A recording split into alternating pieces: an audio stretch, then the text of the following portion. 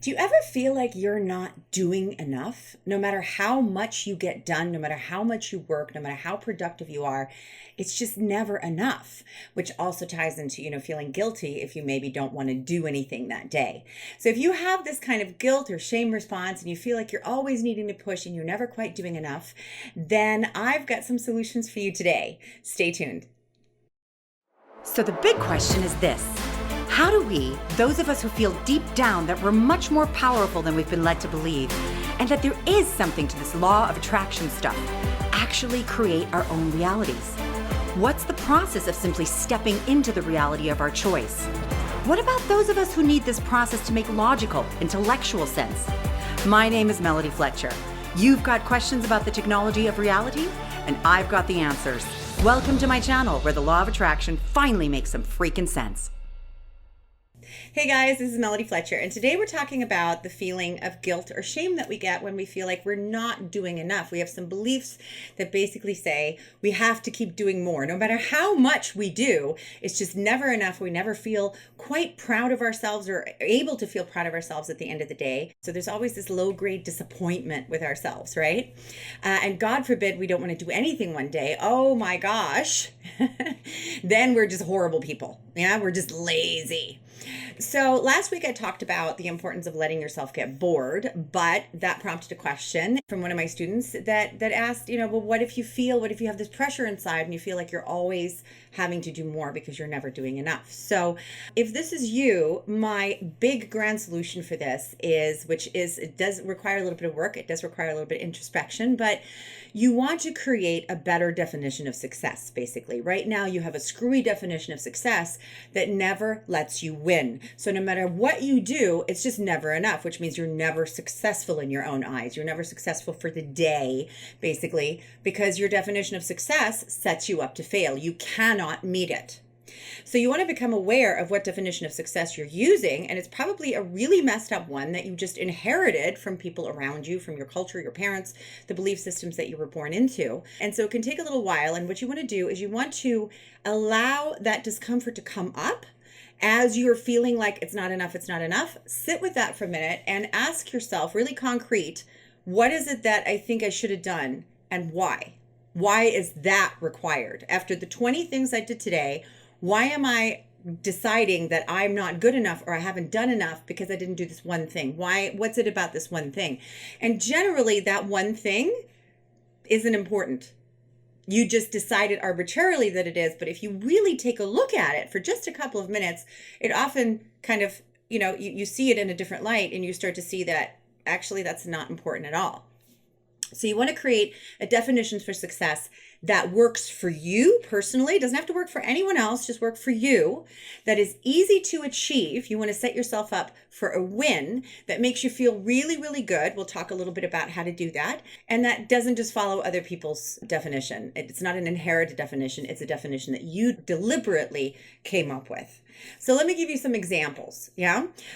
So for example, for a long time, one of my definitions of success was that I had to work at least 8 hours a day. Now, I didn't know I had this until I bumped up against it, right? And that was when I started working for myself. And even I didn't hit it right away. It was when I tried to slow down a little bit, try to back off a little bit, try to not work so much anymore, that I started to feel bad at the end of the day if I'd only put in, say, 6 hours. No matter what I accomplished in those 6 hours, I had a belief that was based on how much time I was spending. And that came back from my employee days, when how much time you spent in your chair was more important than what you actually produced in that time.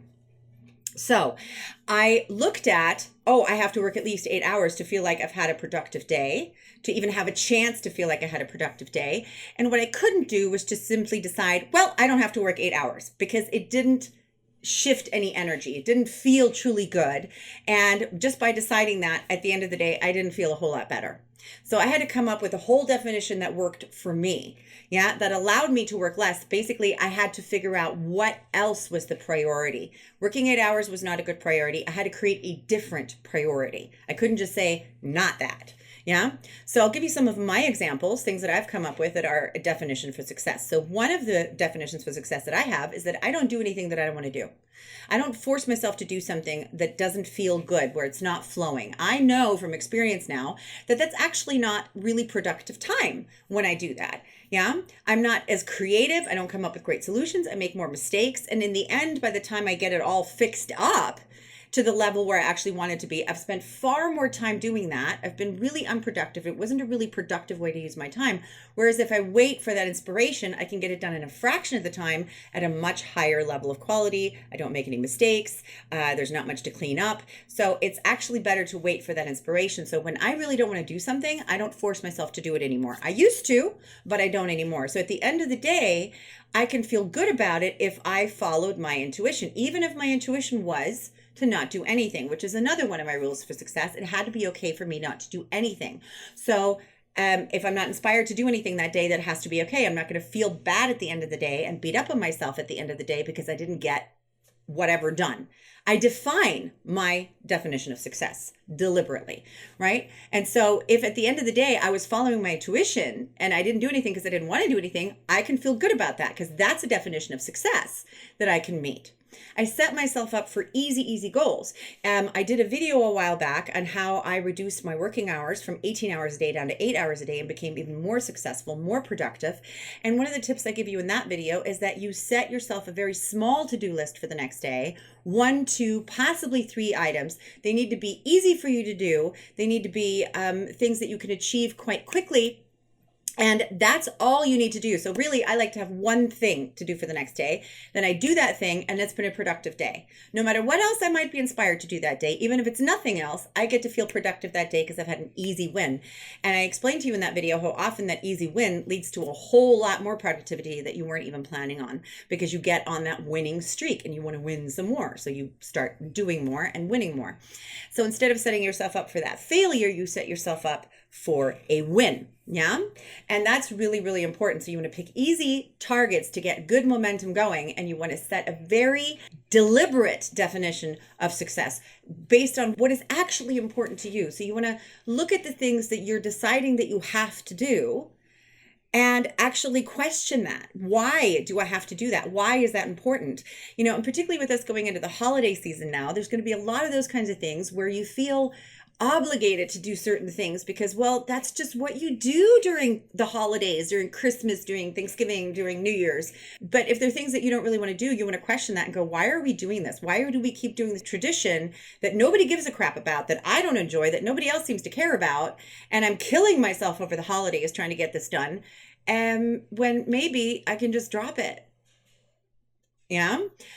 So this tends to get triggered really heavily during the holiday time. So I think it's a really timely video to make and subject to discuss. And so hopefully this has been helpful in giving you some tips and to help you to kind of reprioritize and figure out what is your personal definition of success. And if you'd like to share what you've come up with and put that in the comments, either on YouTube or on my blog, that's fantastic. And if I see anything in there where I'm like, oh, you're not on track, I might just jump in there and give you a little bit of coaching to kind of get you back on track. Yeah, to create a definition that really works for you and feels good all around. And the litmus test is try it, use it, apply it, and see if you actually do feel better. If you don't, keep reworking it. If you do, you got a great new definition of success.